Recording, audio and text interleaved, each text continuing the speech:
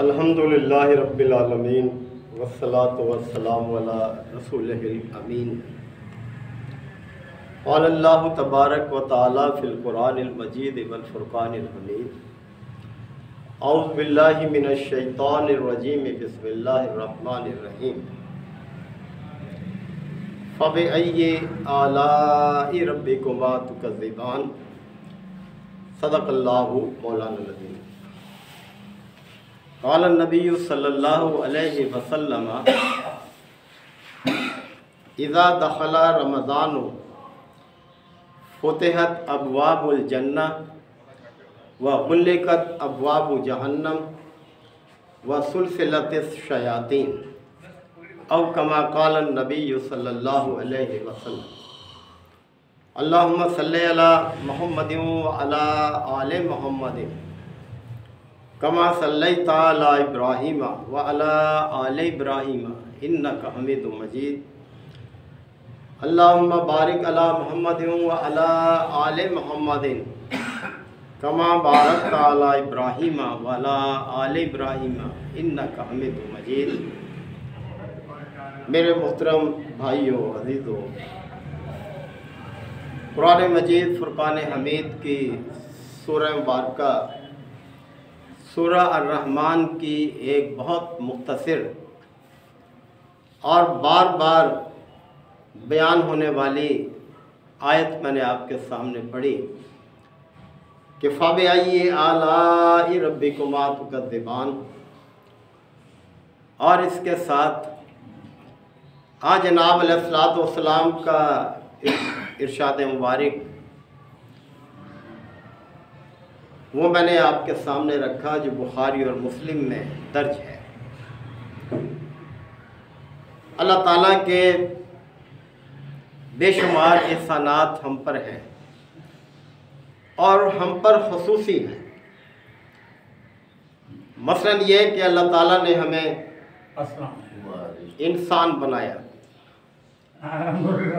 वरना अल्लाह ताला इस चीज़ पर कादिर था कि वो हमें किसी और मखलूक की शक्ल में पैदा कर देता। और अल्लाह जो चाहे पैदा करे, उस पर कोई एतराज़ नहीं कर सकता। कायनात की हर चीज़ जिस शक्ल में भी उसने पैदा की है वो चल रही है।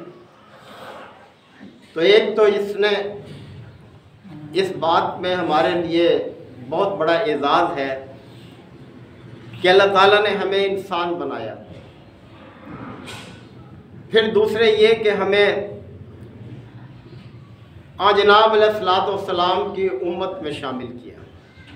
ये एक बहुत बड़ा एजाज़ है।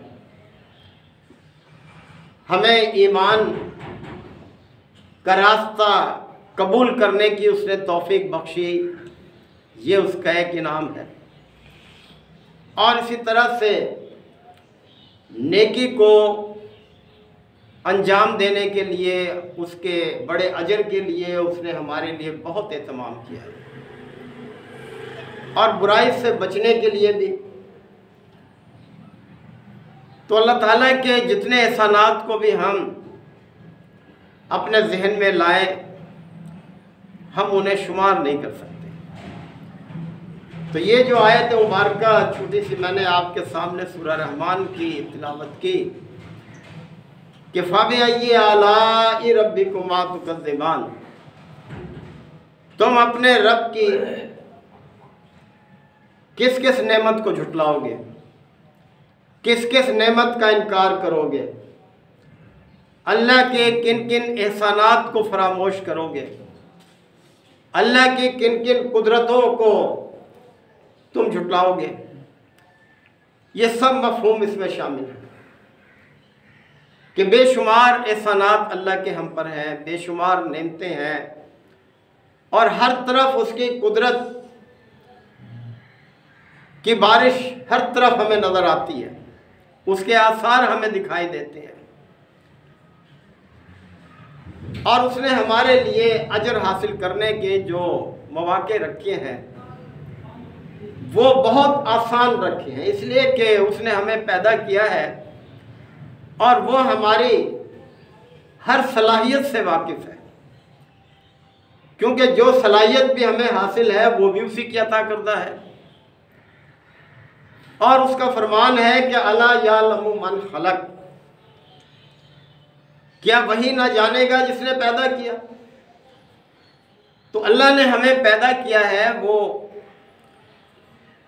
हमारी सब सलाहियतों का भी मालिक है, उसी की अता करता है। खा देखने की है, खा सुनने की सलाहियत है, खा बोलने की सलाहियत है, सोचने समझने की सलाहियत है, चलने फिरने की है, यानी जो भी सलाहियतें हैं सब अल्लाह ही ने हमें बख्शी हैं। तो वो हमारी सलाहियतों को मद्देनज़र रख के हमें अहकामात देता है, जिन्हें अंजाम देना हमारे कुदरत से बाहर नहीं है। उसने हमारे लिए आसानी रखी है,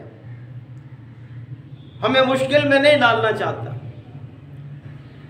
तो अल्लाह ताला ने हमारे लिए देखे दिन में 5 वक्त नमाज फर्ज कर दी। अख्तियारी नहीं है कि जो मुसलमान चाहे पढ़ ले, जो ना चाहे ना पढ़े, नहीं, ऐसा नहीं, फर्ज किए। और अल्लाह की फर्ज की हुई कोई भी चीज़ हो, उसका बहुत बड़ा फिर नुकसान है अगर इंसान उसको अख्तियार नहीं करता, अल्लाह के यहाँ मुजरिम ठहरता है। इसी तरह से रोज़ा है, साल के 12 महीनों में एक महीना जो रमज़ान का महीना है, उसने अहले ईमान के लिए कि जो ये दावा करते हैं कि हम मुसलमान हैं, उनके लिए फ़र्ज कर दिया। इस्तिस्ना तो बहरहाल हासिल है, कोई बीमार है, कोई सफ़र में है, तो उसके लिए नमाज में, रोज़े में, हर चीज़ में अल्लाह ने आसानी रखी है। तो बहरहाल अल्लाह ने अपने बंदों के लिए बड़े अजर का सामान किया है।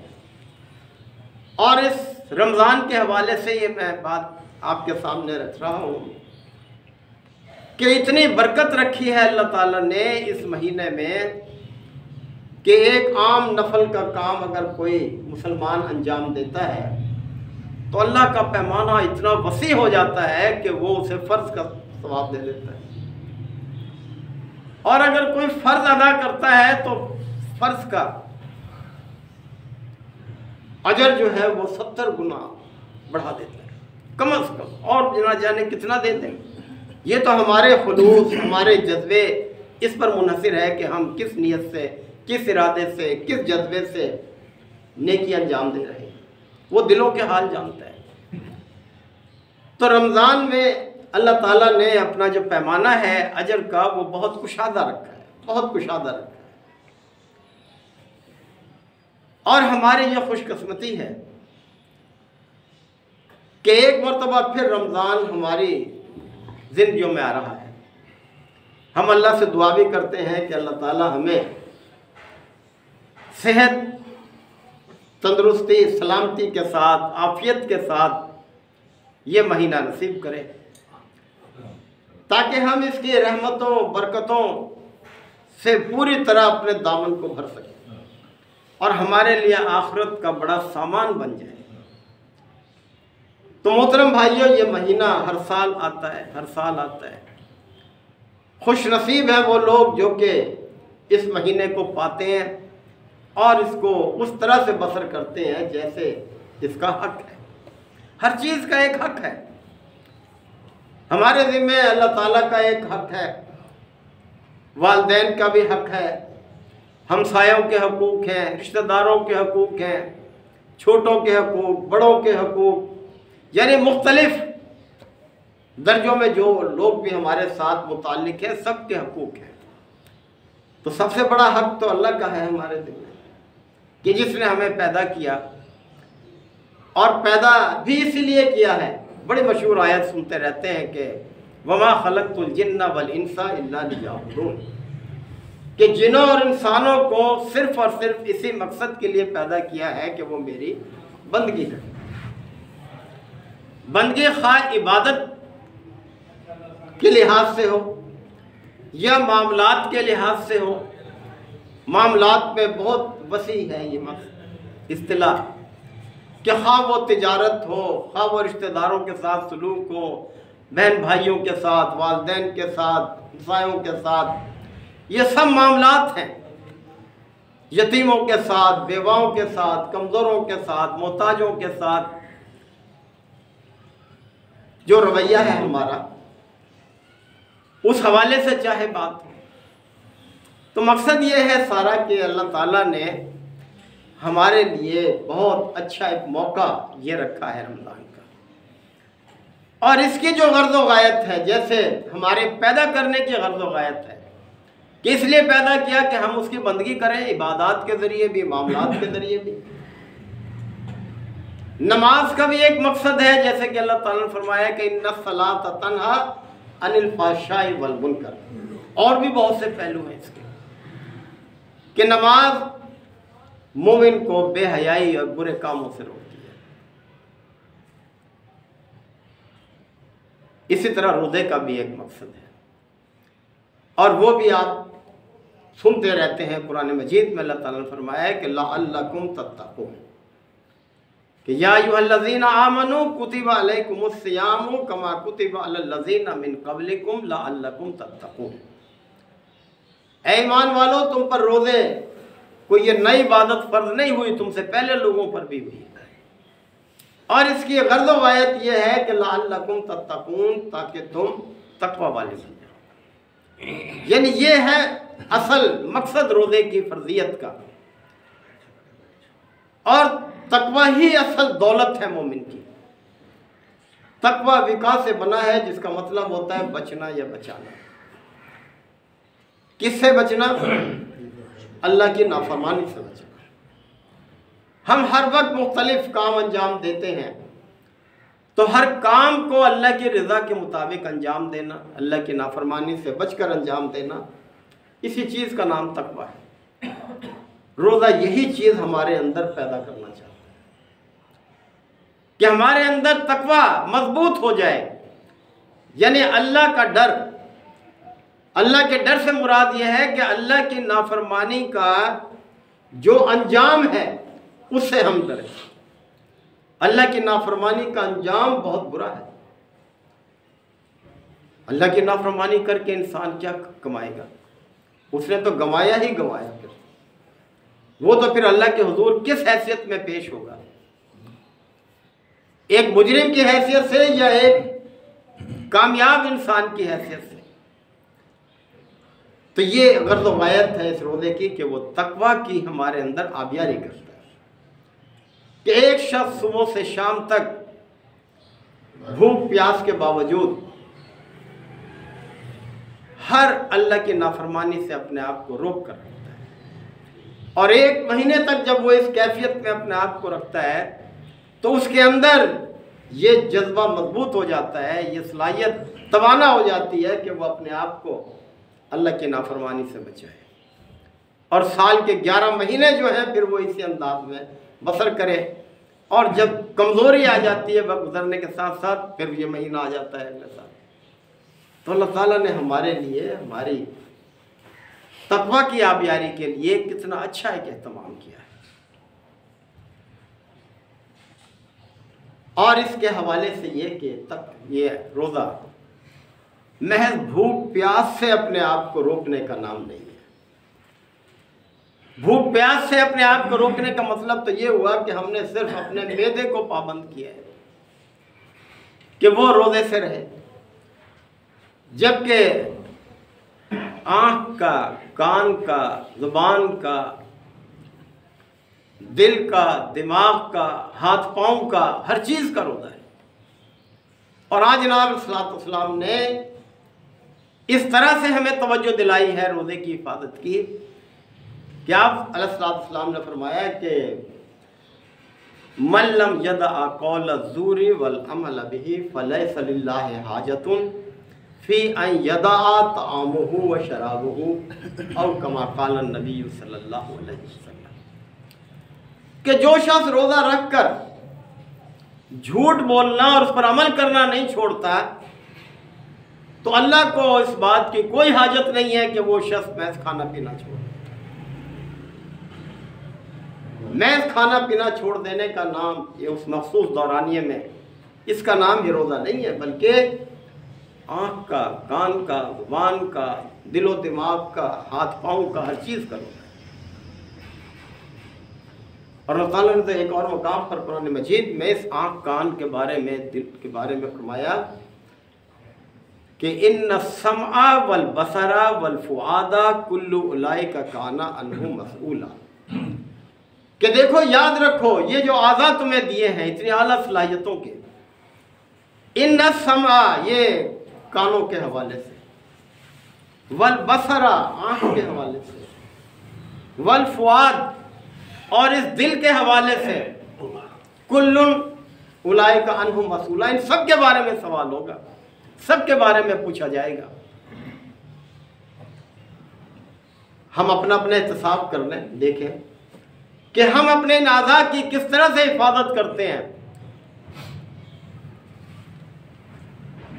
कौन सी वो बातें हैं जो हम सुनते हैं, कौन सी वो नहीं है जो हम नहीं सुनते। क्या हमें बोलना चाहिए, क्या नहीं बोलना चाहिए, क्या हमें देखना चाहिए, क्या नहीं देखना चाहिए। अल्लाह ताला फरमाया, देखिए अल्लाह के फरमान में तो कोई शक नहीं है। वो फरमा रहा है कि इन्ना समा वल बसरा वल फुआदा कुल्लु उलाइका काना अन्हु मसऊला, कि ये आँख, कान, जुबान, दिल, इन सब के बारे में जो है वो सवाल होगा, हिसाब होगा, जवाबदेह होना है हमें। तो ये रोज़ा इस चीज़ की हमारी तरबियत करता है कि हम अपने कानों का, अपनी ज़ुबान का, अपनी आँख का, अपने दिलो दिमाग का, अपने हाथ पाँव का, हर चीज़ का सही इस्तेमाल करें। ऐसा ना हो कि हम जब अल्लाह के सामने खड़े हों और हिसाब देने का मौका आए तो हमारे पास कोई जवाब ना हो। हमारे पास अल्लाह ताला ने फरमाया, मन कान यरजू लिका रब्बिही फलयामल अमलन सालिहा, जो शख्स अपने रब के सामने हाजिर होने का उम्मीदवार है, इरादा रखता है, उसको ये यकीन है कि मुझे अपने रब के सामने हाजिर होना। मन कान यरजू लिका रब्बी फलयामल अमलन सालिहा, उसे चाहिए कि वो नेक अमाल करे फिर, ताकि अपने रब के सामने उसे शर्मिंदगी का सामना न करना पड़े। और न सिर्फ रब के सामने बल्कि सारे इंसान मौजूद होंगे, सबके सामने रुसवा ना होगा। हमारे रब का एक सिफाती नाम सत्तार है, सत्तार, छुपाने वाला, पर्दापोशी करने वाला। इसी से लफ्ज़ सतर बना है। हमें लिबास पहनते हैं ताकि हम छुपा सकें अपने जिस्म के, सतर को छुपाना लाजिम है। हम अल्लाह से ये दुआ करते रहते हैं, या अल्लाह तू सत्तार है, हमारे ऐबों को जाहिर न करना। जब पेशी का दिन हो, तेरे हुजूर हम पेश हों, तो हमारे ऐबों को ढांप कर रखना, पर्दापोशी रखना, हमें रुसवाई से बचाना। हम झांक कर देखें अपने अंदर के हमारे कितने अमाल ऐसे हैं। तो मुहतरम फ़क़ा, ये रोज़ा जो दीन इस्लाम का एक रुकन भी है, एक बड़ी लंबी इबादत भी है, और इसकी जो गर्ज़ व गायत है वो ये है कि हमारे अंदर तक़वा पैदा हो और हम अपनी ज़िंदगी के हर मामले में अल्लाह की रज़ा को पेश नज़र रखें, उसकी नाराज़गी से बचें, ताकि हम बड़े से बड़े अजर को, यानी इसका जो ज़्यादा अजर है, उसको समेट सकें। हम मुख्तलिफ मौक़ों पर तरह तरह की बातें कर जाते हैं। देखें, हमें अपनी इस्लाह का ये बहुत अच्छा मौका है। मिसाल के तौर पर मैंने हदीस पाक पढ़ी ना कि जो झूठ बोलना, उस पर अमल करना नहीं छोड़ता, अल्लाह को कोई हाजत नहीं है उसके भूखा प्यासा रहने की। यानी कि रोज़ा रखने के बावजूद भी अगर वो झूठ बोलना तो ठीक है, झूठ पर अमल करने से मुराद ये है कि वो बातें, वो काम जो कि झूठ के ज़ुमरे में आते हैं सब। मिसाल के तौर पर गीबत करना किसी, आप जानते हैं गीबत क्या है, कि हमारे किसी भाई में कोई खामी है, कोई कसर है, उसकी गैर मौजूदगी में उसे दूसरों के सामने बयान करना, ये गीबत है। हाँ, जनाब अलैहिस्सलाम से पूछा गया कि या रसूलल्लाह, अगर वो खामी उस शख्स के अंदर मौजूद है और हम उस पर कलाम कर रहे हैं तो क्या ये भी ग़ीबत है? तो आप अलैहिस्सलाम ने फरमाया कि हाँ यही तो ग़ीबत है। अगर उसमें वो खामी मौजूद नहीं है और फिर आप उसके बारे में उससे वो मंसूब करते हो, फिर तो ये बोतान है, तोहमत है फिर। और ग़ीबत के हवाले से देखें अल्लाह ताला ने कितनी नफ़रत दिलाई है, कितनी नफ़रत दिलाई है। फरमाया ला यग़्तब बाज़ुकुम बाज़ा, तुम में से कोई किसी की ग़ीबत ना करे। अयुहिब्बु अहदुकुम अन याकुला लहमा अख़ीहि मैतन फ़करिहतुमूहु, क्या तुम में से कोई शख्स इस बात को पसंद करता है कि वो अपने मुर्दा भाई का गोश्त खाए? देखिए कितनी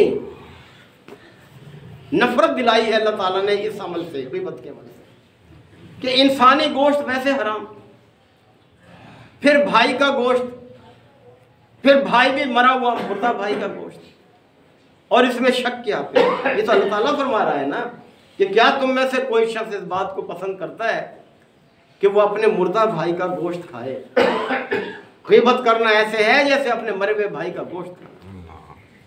तो रोज़ा रख के अगर हम ये काम नहीं छोड़ते तो महज मैदे का तो रोज़ा नहीं ना है, हम भूख प्यास से उठ जाए, झूठ बोलने से बात आए, ग़ीबत से बात आए, ख़यानत से बात आए, गाली देना, हक तलफी करना, बेअदबी करना, ये सारी चीज़ें वो हैं जो कि रोज़े के तकद्दुस को मजरू करने वाली है। तो मेरे भाइयों, ये रोज़ा ये अल्लाह ताला का बड़ा एहसान है कि हमारी ज़िंदगियों में ये मौका एक दफ़ा फिर आ रहा है और हम इसके बिल्कुल किनारे पर पहुंचा दिए गए हैं। अल्लाह ताला ने हमारी ज़िंदगी को इतना दराज किया है कि ये फिर हमारे करीब आ गया। हो सकता है चंद घंटे ही बाकी रह गए, वरना तो एक दिन और चंद घंटे ही हैं, फिर तो यकीन ही है। तो इस हवाले से हम अपना पूरा एहतसाब करते हुए इस इबादत को अख्तियार करें ताकि वो मकसद पूरा हो जिस मकसद के लिए अल्लाह ताला ने ये इबादत हम पर फ़र्ज़ की है। छोटी छोटी बातें हैं जिनको हम अख्तियार करें तो हम बहुत फ़ायदे हासिल कर सकते हैं, अपने लिए बहुत से फ़ायदे हासिल करते हैं। मिसाल के तौर पर देखें, इसमें हम आदत बनाएं, अपनी आदतों पर नज़र डालें कि हमारी कौन सी आदत ऐसी हैं कि जो हम आसानी से अच्छी आदत अख्तियार कर सकते हैं और बुरी आदत को छोड़ सकते हैं। मिसाल के तौर पर घर में दाखिल होना ही है। घर में दाखिल होना, हम घर में दाखिल होते हैं, अल्लाह ताला ने हमें सलीका दिया है। देखें, फरमाया कि इज़ा दखलतुम बुयूतन फसल्लिमू अला अनफुसिकुम तहियतम मिन इंदिल्लाह,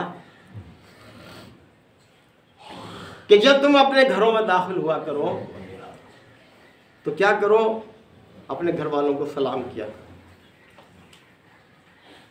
क्या इसका फ़ायदा होगा? क्या फ़ायदा होगा? देखें वो फ़ायदा पर अल्लाह ताला बयान फरमाया तहियतम मिन इंदिल्लाह, अल्लाह की तरफ से बेहतरीन ये तोहफ़ा है, अल्लाह की तरफ से बेहतरीन तोहफ़ा है। हम में से कौन है या मुसलमानों में से कौन है जो अल्लाह के तोहफ़े को कबूल करने से इनकार करे? कितनी खुशकिस्मती है हमारी कि हम अल्लाह के तोहफ़े को कबूल करें, और कितना आसान है। तो इस वाहिद श्याम में हम अपनी आदतों पर नज़रसानी करें, अच्छी आदत है। फरमाया इज़ा दखलतुम बुयूतन फसल्लिमू अला अनफुसिकुम, कि जब तुम घरों में दाखिल हुआ करो तो घर वालों को सलाम किया करो। तहियतम इंदिल्लाह, अल्लाह की तरफ से ये बहुत अच्छी दुआ है, बहुत अच्छा तोहफ़ा है, मुबारकन, और बहुत बाबरकत है। कौन फरमा रहा है? कि जो बरकतों का मालिक है वो फरमा रहा है कि ये बहुत बाबरकत है। हम में से कौन बरकत नहीं चाहता अपने घर में, अपने मामलात में, अपने अजर में? कौन है जो बरकत नहीं? और फरमाया वह तय्यबतन, और बहुत पाकीज़ा अंदाज है ये घर में दाखिल होने का, बहुत पाकीज़ा अंदाज है। घर में हम दाखिल होते हैं, न जाने घर के अफराद ख़वातीन किस हालत में हैं, किस कैफियत में हैं, वो अपने आप को संभाल लेंगे। घर में दाखिल होते वक्त ज़ोर से अस्सलाम वालेकुम कहेंगे तो जितना देखेंगे एक पाकीज़ा अंदाज है घर में। तो अपनी आदतों पर हम नज़रसानी करें, जो खुद एहतसाबी सबसे अच्छा तरीका है। अगर कोई और हमें कहे तो हम बुरा मानते हैं, और यहाँ तक नौबत आती है उसे बोलना भी छोड़ देते हैं। अगर कोई हमें हमारी किसी गलती पर, कोताही पर अगर हमें तवज्जो दिलाता है तो अपनी इस्लाह करें। ये महीना हमारे लिए बहुत अहमियत रखता है। देखना, जब हम एक माहौल में रह रहे होते हैं, वो लोग जो रोज़ा नहीं रखते किसी मजबूरी से, वो भी सबके सामने खाते पीते नहीं है, वो भी एहतराम करते हैं। एक माहौल बन जाता है, इस माहौल से हम कुरान करीम की सालगिरह का महीना है। अल्लाह ताला ने कुरान मजीद को नाज़िल किया इस महीने में, और बार बार है कुरान मजीद से फ़ायदा कौन लोग उठाने वाले हैं। शुरू में ही है वो आयत मुबारक सूरह बकरा की शुरू में कि हुदल लिल मुत्तकीन, कि ये किताब हिदायत है मुत्तकीन के लिए, और तकवा ही पैदा करता है ये रोज़ा। कि जब हमारे अंदर तकवा मजबूत हो जाएगा तो कुरान से हम हिदायत अच्छी तरह से हासिल कर सकते हैं। तो मोहतरम भाइयों, ये बहुत बड़ा हमारे लिए एक मौका है जो हमारी ज़िंदगियों में एक बार फिर आए। कुरान के साथ हम अपने ताल्लुक़ का जायज़ा लें कि हम कुरान के साथ क्या ताल्लुक़, दिन के 24 घंटे में हम उसको कितना वक्त देते हैं, उस पर गौर व फिक्र के लिए, समझने के लिए, इसलिए कि अमल के लिए समझ ज़रूरी है। तो मोहतरम भाइयों, वक्त भी खासा हो रहा है। बहरहाल इस महीने की आमद से हमें फ़ायदा उठाना चाहिए, अल्लाह से दुआ करनी चाहिए। जब चांद का ऐलान हो तो सबसे पहले अमल तो यह है कि हम शुक्राने के तौर पर 2 नफल अदा करें कि या अल्लाह तेरा एहसान है, करम है कि तूने हमें इस महीने में पहुंचा दिया, वरना कितने हमारे ऐसे साथी हैं जो पिछले साल थे और अब इस रमज़ान में वो मौजूद नहीं है, और ना जाने अगले साल फिर हमारा क्या बने। कोई अपने बारे में कोई एक लम्हे की भी गारंटी नहीं दे सकता कि अगले रमज़ान तक कौन जीता है। तो इससे हम फ़ायदा उठाएं। अल्लाह ताला हम सबको अमल की तौफीक अता फरमाए। व आखिर दावाना